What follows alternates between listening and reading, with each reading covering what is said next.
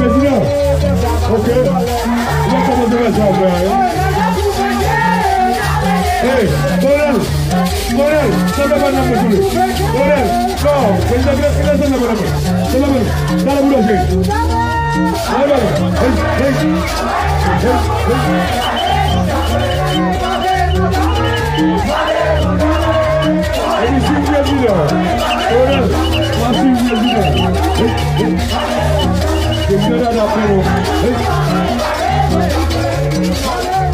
quelle bonne dame.